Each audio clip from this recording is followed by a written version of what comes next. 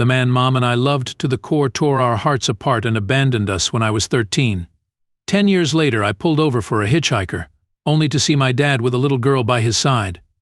The scars never faded. Will this new encounter heal them or deepen the wound? The day my dad left, the world lost its color. I remember standing in our driveway, watching his car disappear around the corner. The rubber of his tires on the asphalt made a sound I'll never forget, like hope being slowly crushed. "Dad," I screamed, running after him. "Dad, come back." But he didn't. He just left. No explanation, no goodbye. Just gone. I turned to look at my mom, Crystal. She stood in the doorway, her face brimming with shock and disbelief. "Mom," I whispered, my voice small and scared. She blinked, seeming to remember I was there. "Oh, Ellie, come here, baby!" I ran into her arms, burying my face in her shirt. It smelled like home, like safety. But even as she held me, I could feel her shaking. "Why did he go, Mom?" I had asked, my words muffled against her. "Why did Dad leave us?" She stroked my hair, her touch gentle but unsteady. "I don't know, sweetie. I just don't know." As we stood there, clinging to each other, I made a silent promise to be strong for her. I had to be. "We'll be okay, Mom," I said, trying to sound braver than I felt. "We've got each other." She squeezed me tighter, and I felt a tear drop onto my head. "Yes, we do, Ellie. We always will." 10 years passed in a blur of struggle and slow healing. Mom and I became a team, facing the world together. We had our rough patches, times when the absence of my dad felt like a physical ache. But we made it through. We had each other. It was enough. And then, in an instant, everything changed. I was driving home from work on a busy highway one evening, the setting sun painting the sky in shades of orange and pink. The radio played softly, some pop song about lost love that I barely registered. My mind was on dinner plans and the pile of laundry waiting for me at home. That's when I saw them. A man and a little girl standing on the side of the highway, thumbs out. Something about the man's posture, the way he stood protectively next to the girl, made my heart skip a beat. I slowed down, squinting through the windshield. No, it couldn't be. I pulled over, my hands shaking as I put the car in park. In the rearview mirror, I watched them approach. The little girl skipped along, holding the man's hand and chattering away. And the man?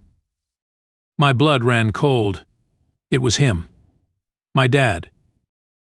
He looked older, of course. His hair was grayer, his face more lined and exhausted. But there was no mistaking those eyes, the same eyes I saw every time I looked in the mirror. I got out of the car on unsteady legs, my mouth dry.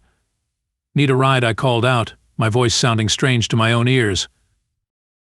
He turned, a grateful smile starting to form on his face. Then he saw me and the smile vanished, replaced by shock and something that looked a lot like shame. "Ellie," he gasped, his eyes wide. The little girl looked between us, confusion clear on her face. "Do you know her, Bill?" she asked. "Bill. Not Dad, just Bill." I swallowed hard, forcing myself to stay calm. "Yeah," he said. "Yeah, I know her." The car ride was tense, filled with an awkward silence that seemed to suck all the air out of the vehicle. I gripped the steering wheel so tightly that my knuckles turned white. I focused on the road ahead to avoid looking at the man in my passenger seat, the man who was supposed to be my father. The man who had so easily abandoned his family. The man who had so heartlessly moved on, breaking our hearts while building a sand castle of his own. The little girl hummed quietly in the back seat, oblivious to the emotional storm brewing in the front. Finally, I couldn't take it anymore. "Tell me that's not my sister," I said, breaking the silence. My dad flinched as if I'd struck him with an axe. He stared straight ahead, his hands clasped tightly in his lap. "Her name's Sarah. She's not your sister, Ellie. Not by blood." I let out a breath I didn't realize I'd been holding. But that didn't make it any easier for me. Then who is she? Dad sighed, his shoulders slumping as though he was carrying the whole world's burden. She's the daughter of someone I've been with for a few years, he admitted. Her mom. She left us a few months back. I've been doing my best to take care of Sarah. Moved here last month. The irony of his situation wasn't lost on me. I let out a bitter laugh. Wow. So you know what it feels like now? To be left behind? To be abandoned by someone you love? Ever heard of the infamous saying, what goes around comes around? Dad's jaw tightened, but he didn't argue. I've made mistakes, Ellie. A lot of them. But I'm trying to make up for it, even if it's too late for you and your mom. I shook my head, tears stinging my eyes. Do you have any idea what you did to us? How hard it was for us?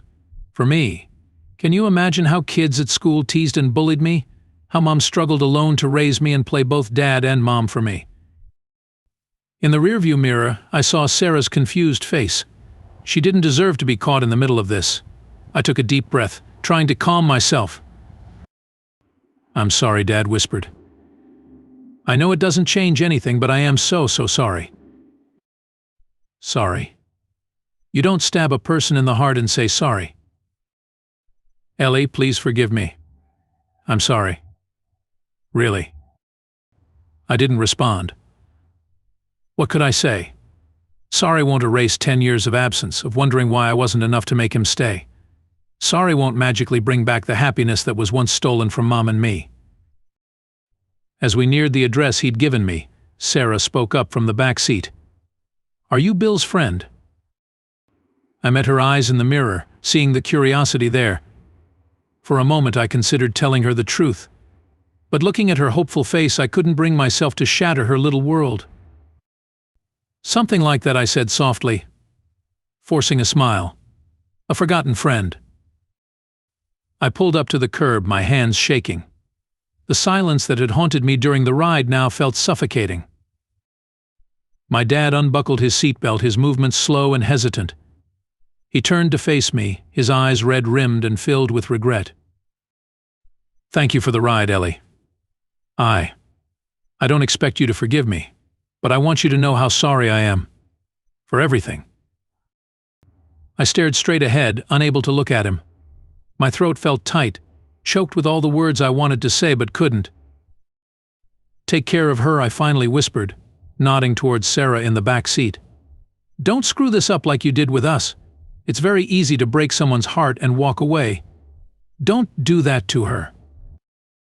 He nodded, a tear slipping down his cheek. I will. I promise. As he got out of the car, Sarah leaned forward. Thank you for the ride, Miss Ellie, she said brightly. It was nice to meet you. I turned to her, managing a small smile. It was nice to meet you too, Sarah. Take care of yourself, okay? She nodded enthusiastically. I will. Bye. I watched as they walked away, Sarah's small hand in my dad's larger one. They looked like a normal father and daughter, heading home after a long day. But I knew the complicated truth that lay beneath that simple illusion. As they disappeared from view, I felt a weight lift from my shoulders. For years I had carried the pain of my father's abandonment, letting it shape my life and my relationships. But seeing him now, I realized something important. I didn't need his approval or his love to be whole.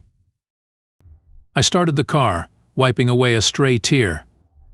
The sun had set completely now, the sky a deep, velvety blue. As I drove away, a warm, comforting feeling seeped into my heart. I had my own life to live, and I wasn't going to let the past define me anymore. My phone buzzed with a text from my mom. Everything okay, honey? You're usually home by now.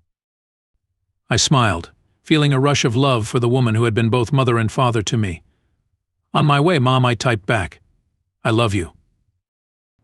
As I hit send, I realized that sometimes the family you choose is more important than the one you're born into. And I had chosen well. I don't need a father to shield or shower me with affection.